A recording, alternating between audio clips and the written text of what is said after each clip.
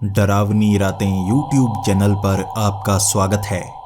भूत प्रेत, पिशाच और शैतानों की रोमांचक कहानियां आपको इस चैनल पर सुनने को मिलती हैं। अगर आपको ऐसी ही वीडियोस देखना पसंद है तो हमारे इस चैनल को सब्सक्राइब करना न भूलें। तो हेडफोन लगा लें, कमरे की लाइट्स ऑफ कर लें, क्योंकि ये वक्त हो रहा है डरने का।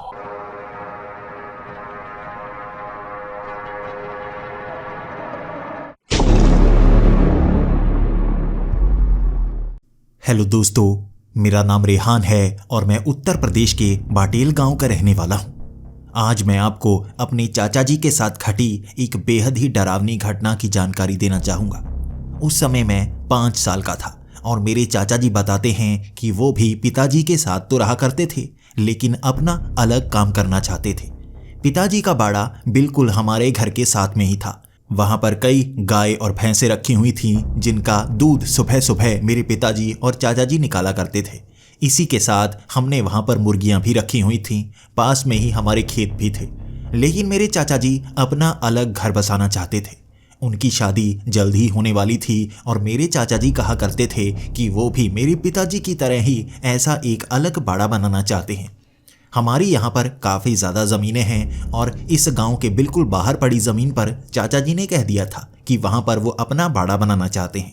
कुछ पैसे मेरे पिताजी ने दिए, कुछ दादाजी के पैसे पड़े थे और उन पैसों का इस्तेमाल करते हुए वहाँ 4 दीवारी बना ली गई थी। मेरे चाचा जी ने वहाँ पर कुछ भैंसें लाई और वहाँ रख दी। उसके बाद कुछ मुर्गियाँ और पास में ही उन्होंने खेतों पर खेती करनी भी शुरू कर दी थी। इसके बाद धीरे धीरे 2 साल निकल चुके थे और मेरे चाचा जी अच्छी तरह से काम सीख भी चुके थे और वहां पर चलाना शुरू भी हो गए थे। मेरे चाचा जी का कहना था कि वो हमारे घर के साथ ही एक घर बनाना चाहते हैं। वहां पर जमीन हमारी पुश्तैनी थी और इसी तरह से बंजर पड़ी थी। ना तो वहां पर हम खेती कर पा रहे थे और चाचा जी के विचार पिताजी को भी बहुत ज्यादा पसंद आए थे। लेकिन चाचा जी को एक परेशानी का सामना करना पड़ रहा था। मेरे पिताजी का खेत तो हमारे घर के साथ ही था और बाड़ा भी हमारे घर के साथ ही था। रात के वक्त भी वहां काम करने के लिए जाना पड़ता और पिताजी रात को वहां पर पहुंच जाते। हमारे घर के साथ वाली दीवार में एक दरवाज़ा लगा हुआ था। उस दरवाजे को खोलते ही हम उस बाड़े तक पहुंच सकते थे। लेकिन मेरे चाचा जी को अपने बाड़े तक पहुंचने के लिए काफ़ी लंबा सफ़र तय करना पड़ता था। रात को भी वो साइकिल लेकर कभी कभी उस बाड़े के पास जाते। वो खेत हमारे गांव से बाहर था और उसके पास ही शमशान घाट भी लगता था। मेरे पिताजी कई बार चाचा जी को कहा करते थे कि वहाँ रात के वक्त कोई घटना भी हो सकती है। चोर उचक्के वहाँ पर रात के वक्त घूम सकते हैं, इसलिए रात को वहाँ जाना अच्छा नहीं है। अगर तुम अपना घर वहाँ पास में ही बना लो तो तुम्हारे लिए सही भी रहेगा, लेकिन फिर भी आसपास और घर ना होने के कारण तुम्हारे घर में सिक्योरिटी बिल्कुल नहीं होगी। मेरे चाचा जी मान नहीं रहे थे। वो बाड़े का इस्तेमाल उतनी दूरी पर ही करना चाहते थे और घर यहीं बनाना चाहते थे। घर धीरे धीरे बनना शुरू भी हो चुका था, लेकिन तब तक चाचा जी हमारे साथ इसी घर के अंदर रहते थे।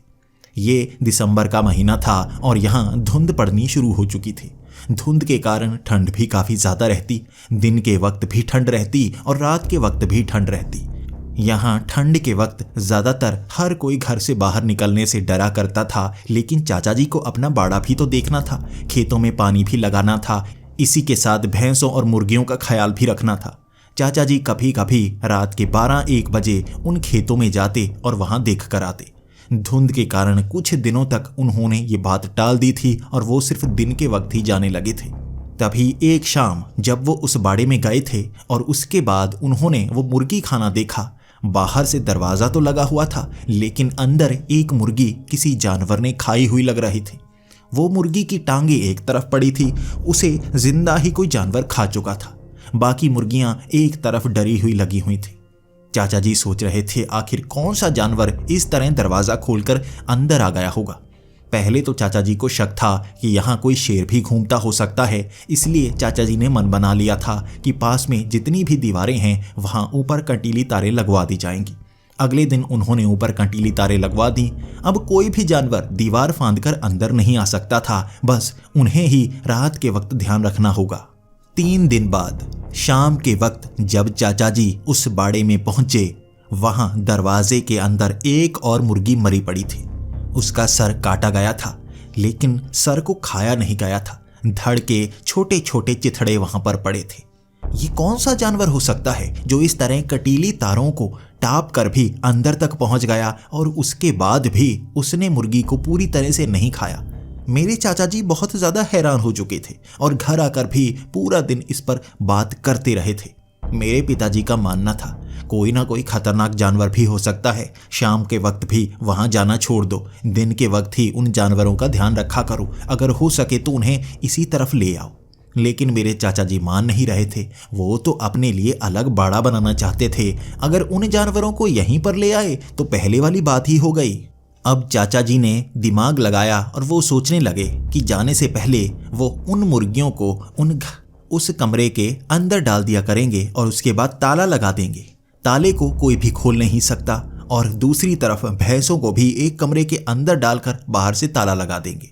अब कोई भी जानवर उस दरवाजे को खोलकर अंदर नहीं आ सकता, ताला तो वो तोड़ ही नहीं सकता। तीसरे दिन फिर से जब शाम के वक्त चाचा जी वहां पर पहुंचे, एक बछड़ा मरा हुआ था और वहां आसपास भैंसें भी बहुत ज्यादा डरी हुई थी। कमरे का जो दरवाजा था उसका ताला टूटा नहीं हुआ था। कौन सा जानवर अंदर पहुंच गया होगा और उसने बछड़े को मार दिया जबकि ताला तोड़ा तक नहीं। बहुत ज्यादा डर चुके थे मेरे चाचा जी। उसके बाद खिड़कियों का निरीक्षण किया गया। कौन सी खिड़की को हिलाकर वो जानवर अंदर आया होगा, क्योंकि बछड़े को पूरी तरह से खाया नहीं गया था बल्कि छोटे छोटे हिस्सों में काट कर जैसे वहां पर फेंका गया था। कुछ समय बाद चाचा जी को ये भी लगने लगा था ये किसी और का काम हो सकता है। कोई उन्हें डराने के लिए ऐसे काम कर रहा है, क्योंकि इंसान कंटीली तारों को भी पार कर सकता है, इस ताले को खोल भी सकता है और अंदर आकर बछड़े को मारकर दोबारा ताला लगा भी सकता है। चाचा जी को सबसे ज्यादा शक पिताजी पर ही हो रहा था। पिताजी सारी जमीन कभी भी हड़पना नहीं चाहते थे। वो तो चाचा जी को बहुत ज्यादा प्यार किया करते थे, लेकिन शक का बीज जब आपके अंदर पैदा होना शुरू हो ही जाए तो आप उस पर भी शक करते हैं जिस पर सबसे ज्यादा यकीन किया करते हैं। चाचा जी को पिताजी पर शक होने लगा था। अब वो पिताजी से बातें छिपाने लगे थे ताकि पिताजी को कुछ भी पता ना लग पाए। उन्होंने कौन सा ताला वहां पर लगाया है, उसकी चाबी कहां पर रखी है, अब वो पिताजी को बताना नहीं चाहते थे और पिताजी भी निराश होने लगे थे कि उनके भाई को उन्हीं पर शक हो रहा है। 4 दिन बाद जब शाम के वक्त चाचा जी वहां पर गए, ताला अब भी टूटा नहीं हुआ था, दरवाजा नहीं खुला था, फिर भी मुर्गियों वाले कमरे में एक मुर्गी कटी फटी पड़ी थी। वो आधी एक तरफ पड़ी थी और दूसरी तरफ उसके छोटे छोटे चिथड़े पड़े थे। कैसे कोई उसे इतनी बेरहमी से मार सकता है? ना तो उसे खाया गया है बल्कि सिर्फ चाचा जी को डराने के लिए ये सब किया गया है। अब चाचा जी बहुत ज्यादा गुस्से में थे और ये गुस्सा वो घर पर आकर निकालना चाहते थे।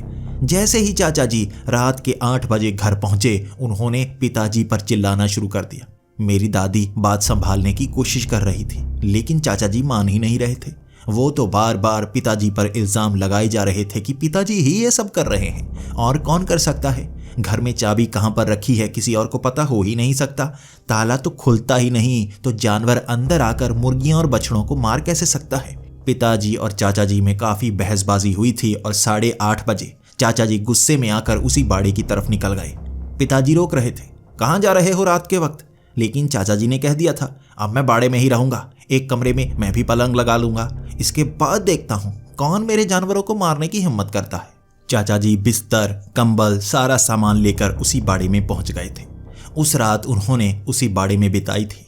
अगली 2 रातों तक वो वहीं बाड़े में रहे। उनके किसी भी मवेशी और मुर्गी को किसी ने अब तक मारा नहीं था, लेकिन ये तीसरी रात थी।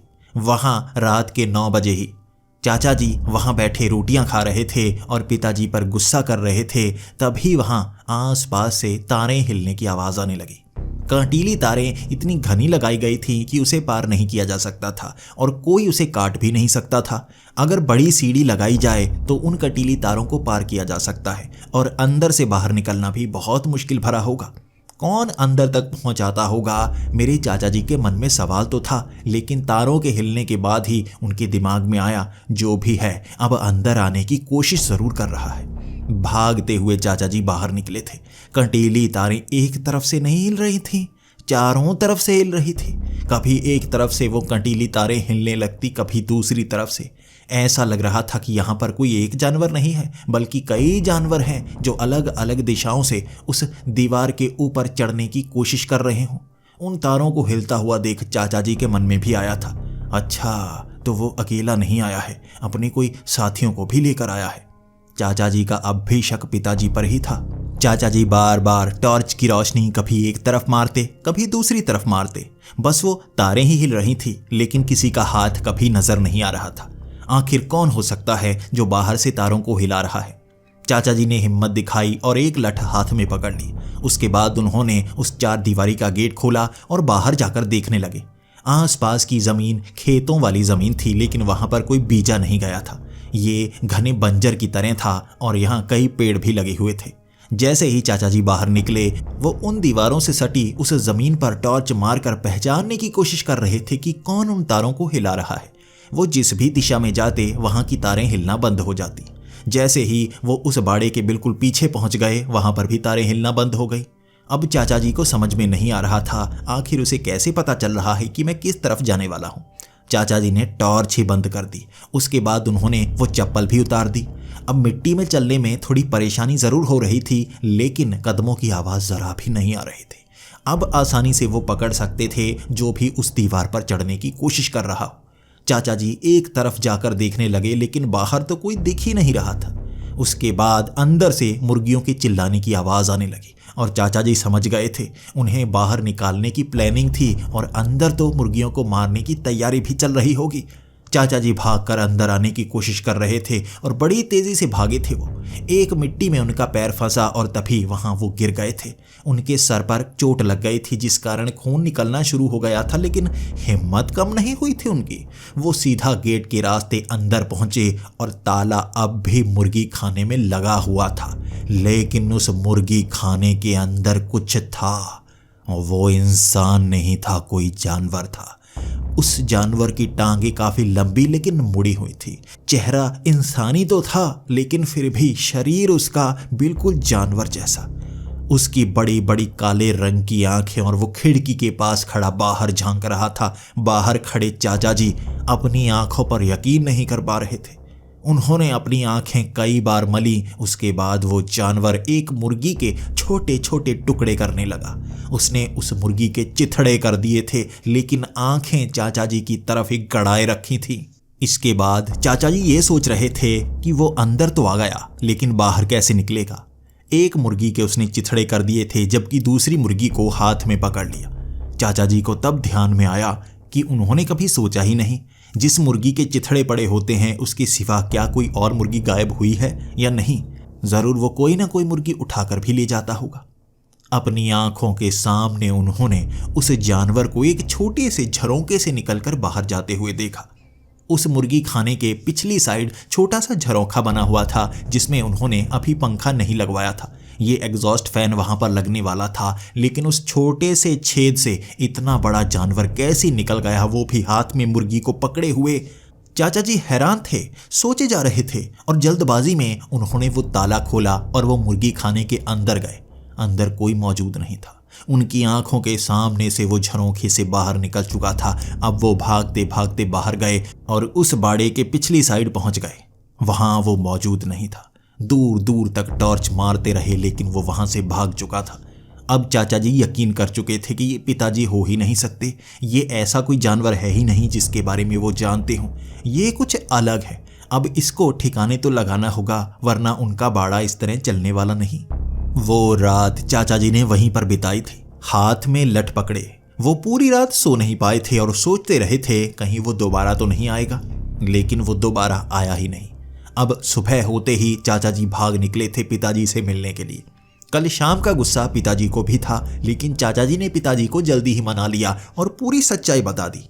पिताजी मानने को राजी ही नहीं हो रहे थे कि कोई ऐसा जानवर है जो छोटे से झरोके से निकलकर अंदर आ जाता है और मुर्गियां उठाकर चला जाता है, जबकि उससे भी छोटा झरोखा तो वहां पर बछड़ों वाले कमरे में है। वहां पर वो बछड़ों को मारने के लिए कैसे आ जाता होगा जबकि छोटा सा छेद है वो।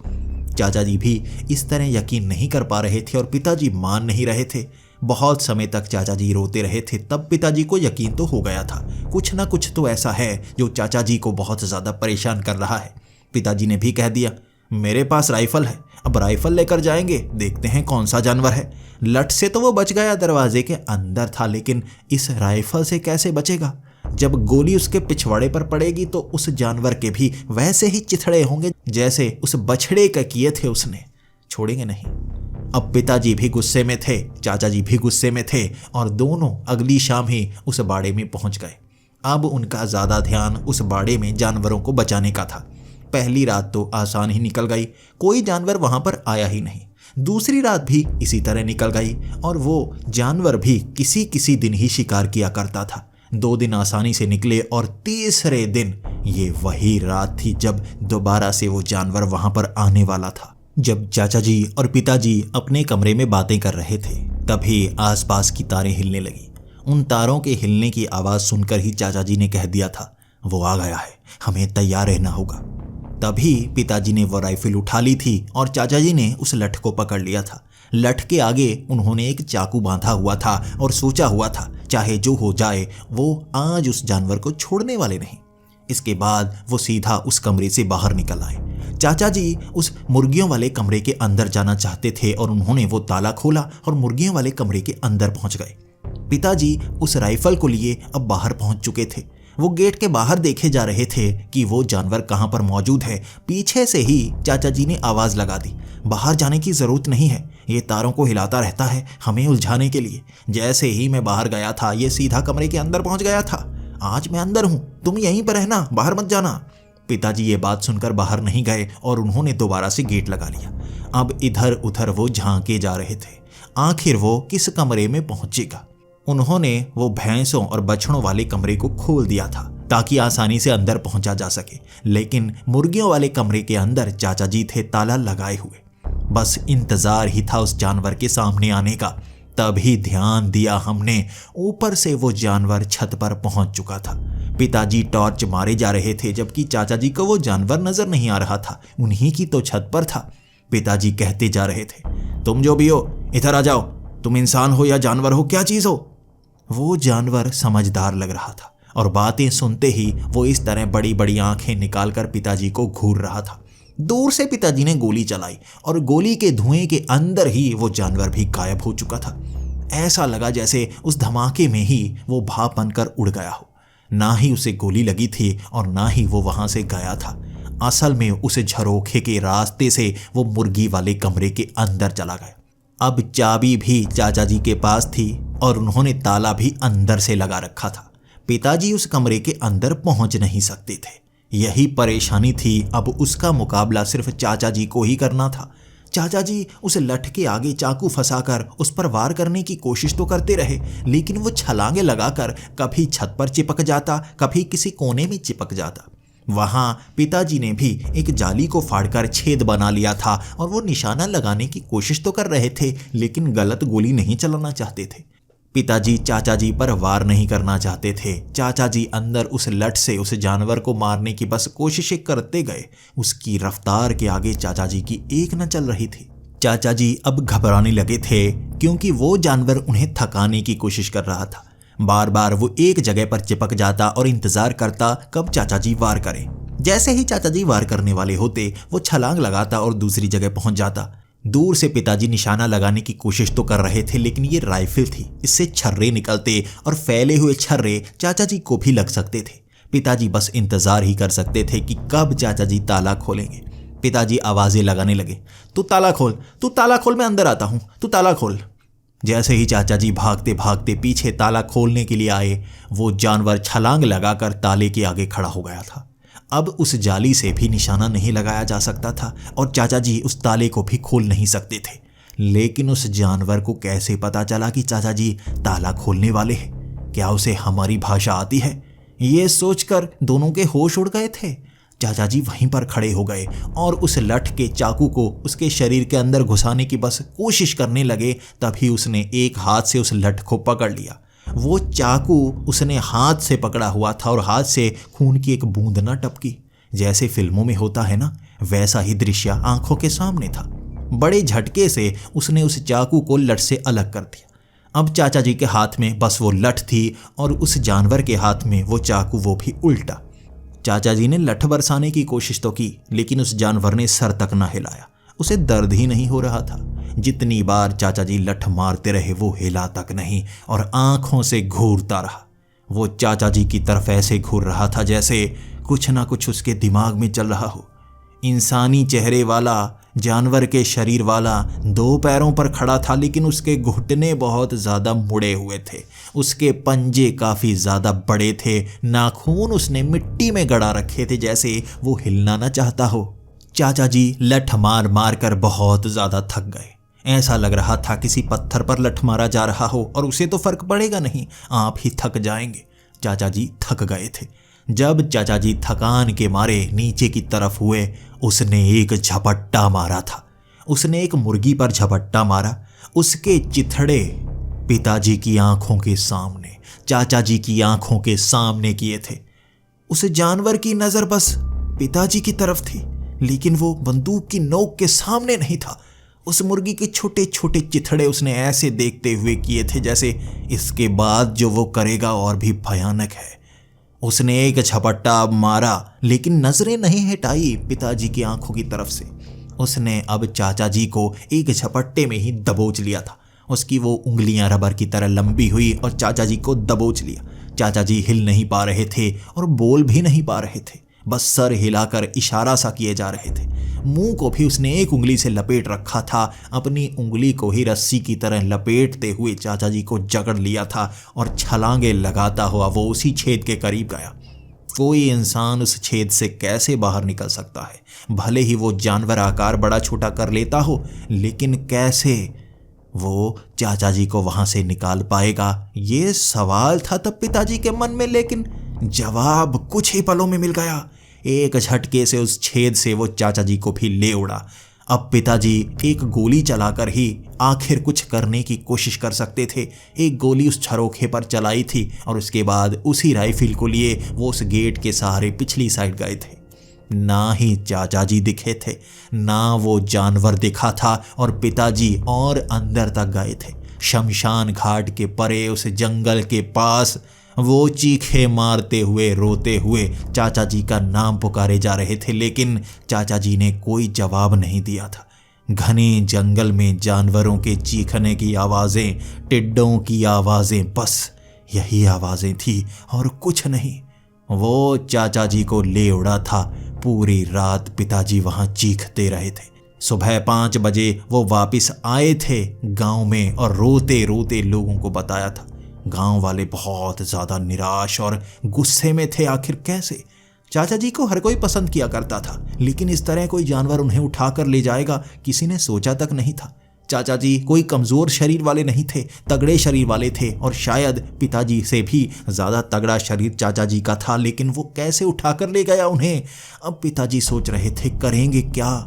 गांव वालों ने ये प्लान बनाया था, इकट्ठे चलेंगे उस जंगल के अंदर और चाचा जी को बचाकर तो लेकर आना है। पिताजी को ये डर था कहीं अब तक उसने चाचा जी के चिथड़े ना कर दिए हों। करीबन 15 लोग थे उस गांव के। किसी के हाथ में तेज धार हथियार, किसी के हाथ में तेज धार औजार जिनसे कटाई की जाती है।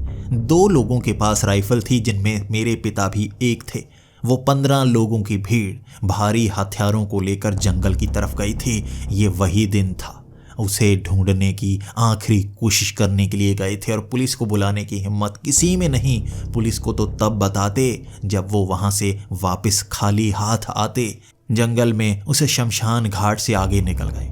शमशान घाट में थोड़ी ना गया होगा वो। उससे जैसे ही आगे पहुंचे जंगल में आवाजें लगाना शुरू कर दिया था। मेरे चाचा जी का नाम पुकारा जा रहा था। चाचा जी को ढूंढने के लिए बस नाम ही तो पुकार सकते थे। अब टोली बना दी गई थी 5-5 लोगों की। 5 लोग एक दिशा में जाएंगे, 5 लोग बिल्कुल सीधा जाते रहेंगे, 5 लोग दूसरी दिशा में जाएंगे और उसके आगे भी अगर कोई ना मिले तो उन्हें फैलना होगा। इस तरह पूरे जंगल में गांव वाले फैल चुके थे और चाचा जी की तलाश जारी थी।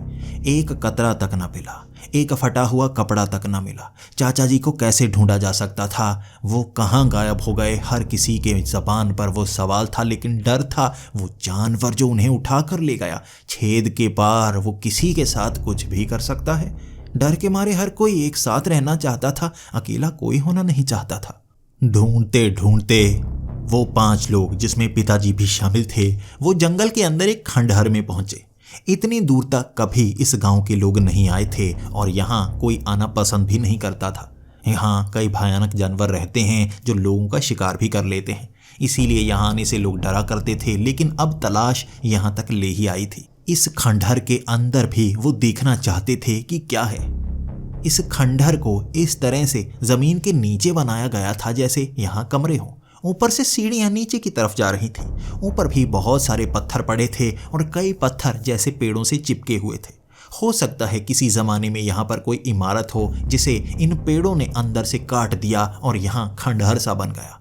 आसपास घने पेड़ थे और पेड़ों के बीच में ही ईंटें इस तरह से चिपकी हुई थी जैसे ईंटों के ही पेड़ बने हुए हों। हमने आवाज़ें लगाना शुरू कर दिया था। हमने गोली चलाई थी हवा में, जिससे सभी लोग यहाँ पर इकट्ठा हो जाते। वहाँ कई पेड़ों के ऊपर सांप रेंग रहे थे।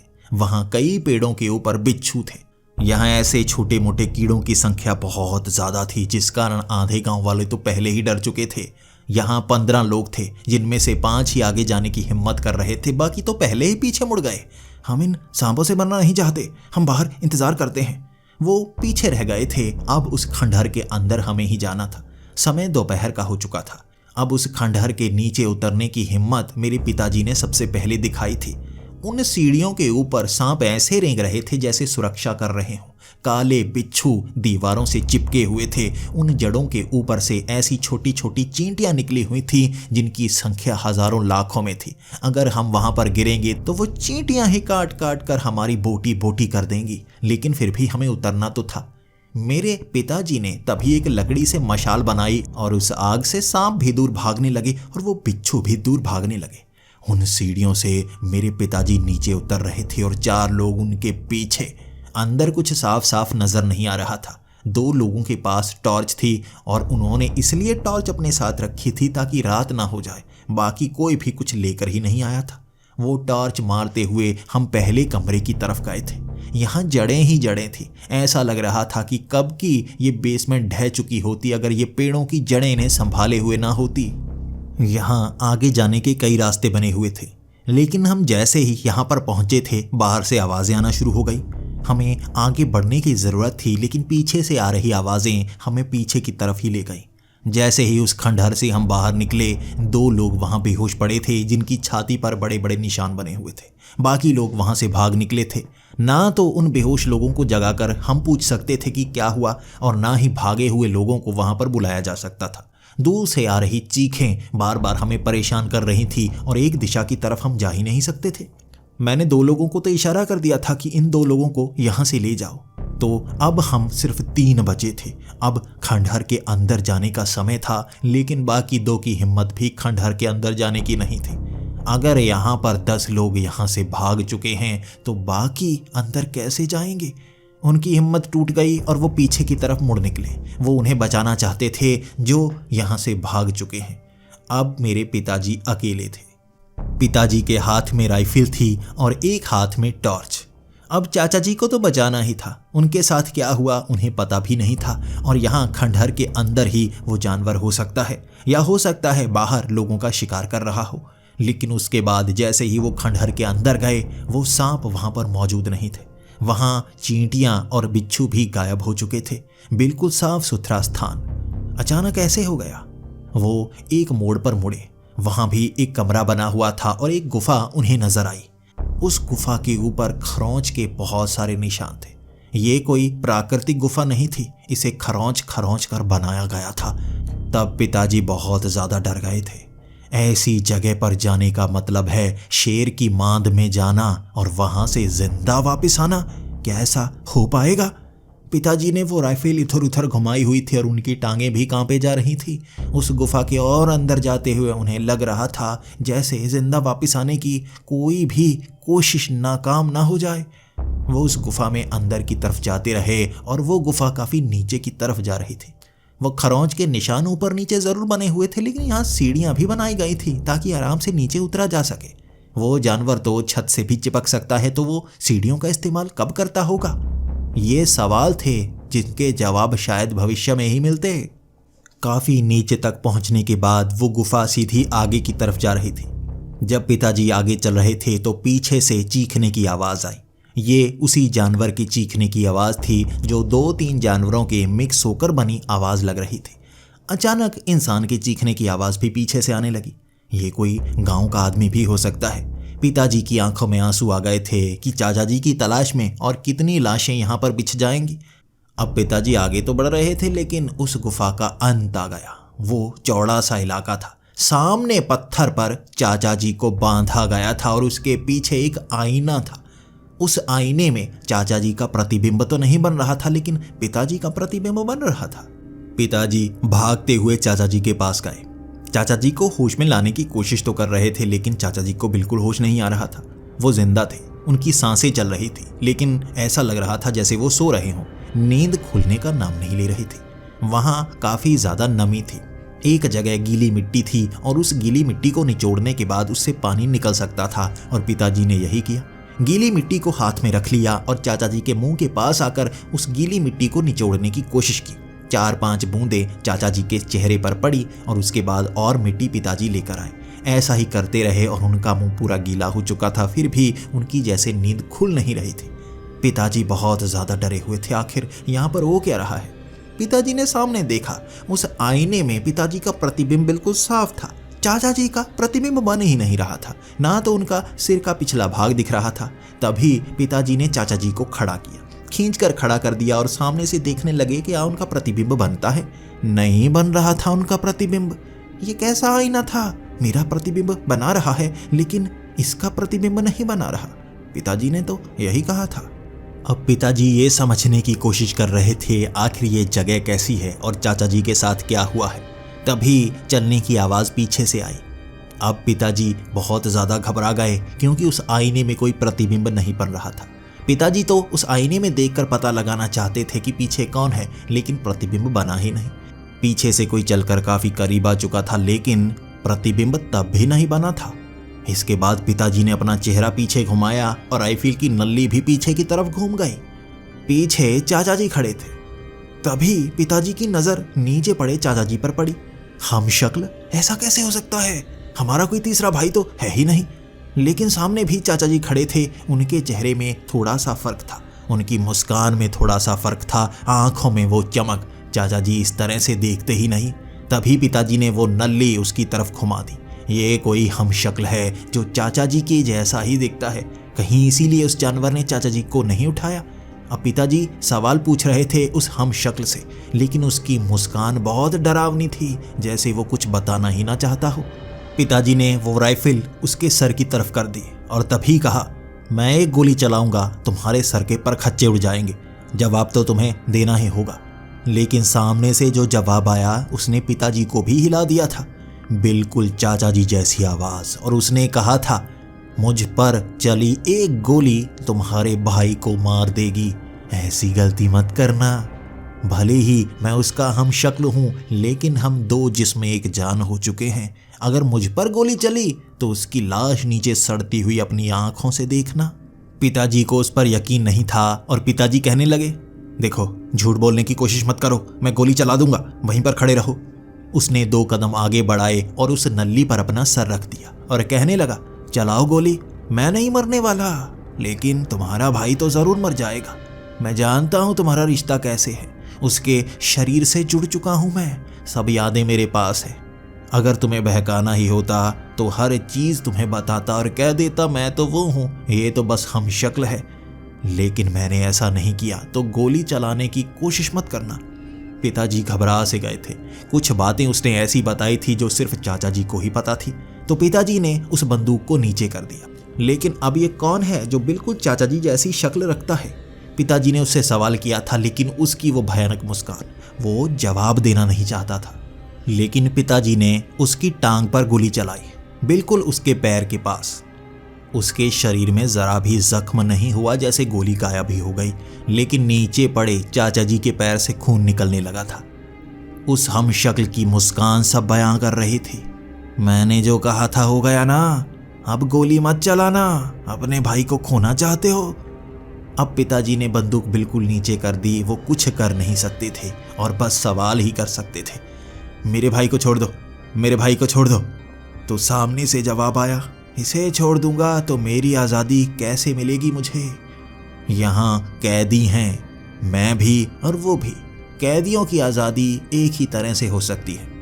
ये आईने में प्रतिबिंब क्यों नहीं नजर आ रहा हमारा? सिर्फ तुम्हारा क्यों नजर आ रहा है? क्या कभी सोचने की कोशिश की तुमने? इसके बाद पिताजी ने बंदूक तो नीचे रख दी थी, लेकिन अब मुक्कों की बारिश करने लगे थे। वो भी बचने की कोशिश कर रहा था तो पिताजी समझ गए, अब मैं इसे मार नहीं सकता लेकिन काबू तो कर ही सकता हूँ।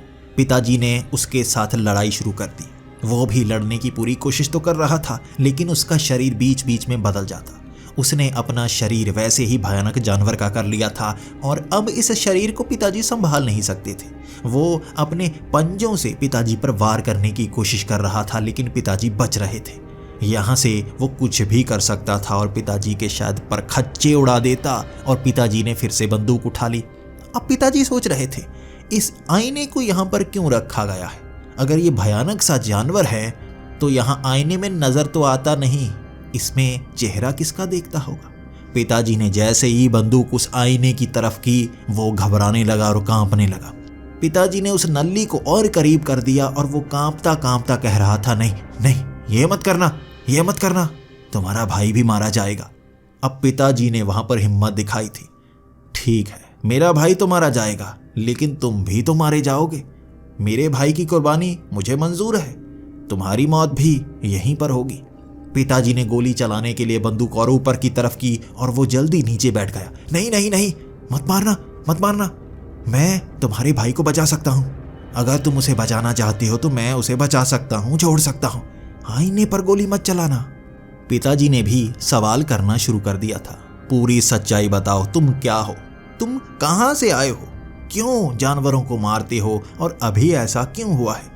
तुम अपने सब सवालों का जवाब दो, तब तुम्हें जिंदा छोड़ूंगा, और कैसे मेरे भाई को तुम बचा सकते हो वो भी बताना पड़ेगा।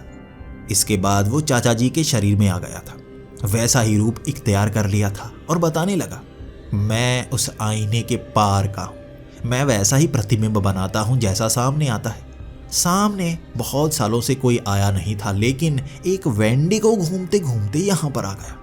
एक ऐसा वेंडिगो जो इस आईने में देख रहा था और अपनी ही आंखों को घूरता रहे। उसके बाद मेरा प्रतिबिंब इस आईने से बाहर निकलता है। मैं इस दुनिया का वासी हूँ, मुझे घूरने वाले का रूप मुझे मिल जाता है, लेकिन मेरी शक्तियाँ भी मेरे साथ रहती हैं। मैं छलावा हूँ जो वेंडिगो से मिल चुका हूँ, एक ही आकार में आ गया हूँ, लेकिन अब लगाव हो गया इस शरीर से। मैं चाहता हूँ इस शरीर का असली वासी भी इस दुनिया में आए। प्रतिबिंब हमारा इसीलिए नजर नहीं आता क्योंकि उस दुनिया में मैंने उसे शरीर को फेंक दिया था, जैसे तुम्हारे भाई को फेंकने वाला था। फिर ये कैदी बनता, फिर मैं आज़ाद और मेरा दोस्त वो वेंडिगो आज़ाद है। एक पक्का शरीर बनाते जो यहाँ अमर होता। लेकिन तुम यहाँ कैसे आ गए? हमें रोकने के लिए आए हो? मैं बहुत मुश्किल से आज़ाद हुआ हूँ। इस आईने को तोड़ मत देना, फिर से मैं अलग हो जाऊंगा, लेकिन मैं भी मरूंगा, वो वेंडिगो भी मरेगा, तुम्हारा भाई भी मरेगा, यहाँ लाशें बिछ जाएंगी। अब पिताजी को समझ में नहीं आ रहा था कि वो चाचा जी को कैसे बचाएं, कैसे इसे इसकी दुनिया में भेजें। पिताजी ने भी दिमाग लगाया। मैं नहीं मानता, तुम सब झूठ बोल रहे हो। यहाँ कोई भी छलावा मौजूद नहीं है, कोई वेंडिगो मौजूद नहीं है, तुम कुछ और ही हो। मैं तुम पर यकीन नहीं करता। अब वो छलावा वेंडिगो कहने लगा था, यकीन तो करना होगा, देखो मेरा कोई प्रतिबिंब नहीं बन रहा। पिताजी हंसते हंसते कहने लगे, मुझे बेवकूफ़ मत बनाओ, ये कोई स्क्रीन लगी है, इसमें तुम्हारा प्रतिबिंब इसीलिए नजर नहीं आ रहा, कोई सॉफ्टवेयर से डिलीट किया जा रहा है। मानूं तो तब अगर तुम दो आकार में आकर दिखाओ, एक वेंडिगो, एक छलावा, एक मेरा भाई अपने अपने रूप में आए और जिंदा मेरे सामने खड़े हों तो मानूं। तीनों का प्रतिबिंब चाहता हूं। तब वो कहने लगा, मेरा प्रतिबिंब तो आ ही नहीं सकता, छलावे का प्रतिबिंब यहाँ नहीं आ सकता जो उसी दुनिया का हो। वेंडिगो का और तुम्हारे भाई का प्रतिबिंब आ सकता है। पिताजी कहने लगे, हो ही नहीं सकता, यहाँ सॉफ्टवेयर है, आ ही नहीं सकता, तुम झूठ बोल रहे हो। वो वेंडिगो छलावा बहुत ज़्यादा गुस्सा होने लगा था और पिताजी भी कह रहे थे, तुम झूठ बोल रहे हो, मैं स्क्रीन को तोड़ ही दूंगा, तुम्हारा सच सामने आ ही जाएगा और फिर मरो या ना मरो मुझे क्या, अब मेरा भाई तो जा ही चुका है, वैसे भी बहुत लड़ा करता था, मैं इसे वैसे भी मारना चाहता था, इस आईने को तोड़ देता हूँ, किसी को मुझ पर शक भी नहीं होगा। अब वो छलावा वेंडिगो बहुत ज्यादा डरने लगा था। उसे लगने लगा था कि पिताजी कुछ भी कर सकते हैं, वो तो अपने भाई से प्यार भी नहीं करते। वो सामने आना चाहता था। उसने अलग रूप बनाया। सामने वेंडिगो के शरीर से वो छलावा निकला और उसी आईने में पहुंच गया। अब चाचा जी को भी होश आ गया था। चाचा जी भी काफी कमजोर सा महसूस कर रहे थे और अपनी आंखें मल रहे थे। वो वेंडिगो घबराया घबराया पीछे कदम हटाने लगा। तब छलावा उस आईने के अंदर कहता जा रहा था, देखो अब मानो, मुझ पर यकीन करो, मैं इस आईने के अंदर हूँ। वो वेंडिगो वहाँ और उसका प्रतिबिंब भी यहाँ है और तुम्हारे भाई का प्रतिबिंब भी है। सच में ऐसा ही हो रहा था। उस आईने के अंदर 4 प्रतिबिंब थे, जबकि यहाँ पर 3 जीव, पिताजी, चाचा जी और एक वेंडिगो। पिताजी ने बड़ी तेजी से गोली उस आईने पर चलाई थी और आईना चकनाचूर। उसकी चीखें उस आईने से निकल रही थी, लेकिन चकनाचूर आईने से वो बाहर आ ही नहीं पाया। मेरे पिताजी ने बड़े दिमाग से चाचा जी को तो बचा लिया था, लेकिन अब मुकाबला एक वेंडिगो से था। वैसा ही शरीर वेंडिगो का होता है, लेकिन दिमाग वेंडिगो का नहीं होता। वहां चकनाचूर आईने की तरफ गोली चलाने के बाद जैसे ही राइफल उस वेंडिगो की तरफ की, वो इस तरह डर रहा था कि उसके भी वैसे ही टुकड़े हो जाएंगे और वो कदम पीछे हटाता जा रहा था। लेकिन पिताजी ने भी जमीन पर एक और गोली चलाई और वो कांपता कांपता कुत्ते की तरह वहीं पर बैठ गया। ये वेंडिगो जरूर था, लेकिन देखने में एक बच्चा लग रहा था। शायद इसे इतनी समझ नहीं थी, वरना वेंडिगो बहुत समझदार होते हैं। अब पिताजी को भी दया आ रही थी, वो उसे मारना नहीं चाहते थे। चाचा जी बच चुके थे, अब वहां से तो बाहर आ गए वो, लेकिन उस खंडहर को इस तरह से बंद कर दिया कि वेंडिगो बाहर आ ही ना पाए। वहीं पर उस वेंडिगो को बंदी रखा गया था। गांव में आने के बाद उनकी बहुत तारीफें हुई और चाचा जी को बचाने के किस्से भी गांव में फैल गए। हर कोई उन्हें बहादुर कहने लगा, लेकिन वेंडिगो की बात कभी उस गांव में जाहिर हुई ही नहीं। आज भी पिताजी कहते हैं कि उन खंडहरों में कोई है जिसे बाहर नहीं आना चाहिए। वेंडिगो इतनी आसानी से नहीं मरते। उनकी लाश के छोटे छोटे टुकड़े होते हैं, तब जाकर उन्हें मोक्ष मिलता है, वरना आज भी वो जिंदा होगा। और जब कोई उन खंडहरों को तोड़ेगा, बाहर निकलेगा वो वेंडिगो, जो शायद अब बच्चा नहीं होगा। ये वो कहानी थी जिसे मेरे पिताजी और चाचा जी सुनाया करते हैं। गांव वाले भी इस कहानी को सच ही मानते हैं, क्योंकि वो भी इस कहानी से जुड़े हुए थे। लेकिन मुझे आजकल इन कहानियों पर यकीन ही नहीं होता। YouTube पर बहुत सारी भूतिया कहानियां सुनता हूँ, तो ये कहानी भी मुझे वैसी ही नजर आती है। कभी कभी मन करता है उस खंडहर में जाकर जानूं, क्या सच में वहां पर वेंडिगो है, क्या टूटा हुआ कोई आईना है। अब तो ऐसे ऐसे गैजेट्स आ चुके हैं जो टूटे आईने को पिघलाकर दोबारा आईना बना सकते हैं। क्या मुझे ऐसा करना चाहिए? आप जवाब दें, क्या ऐसा करना सही होगा?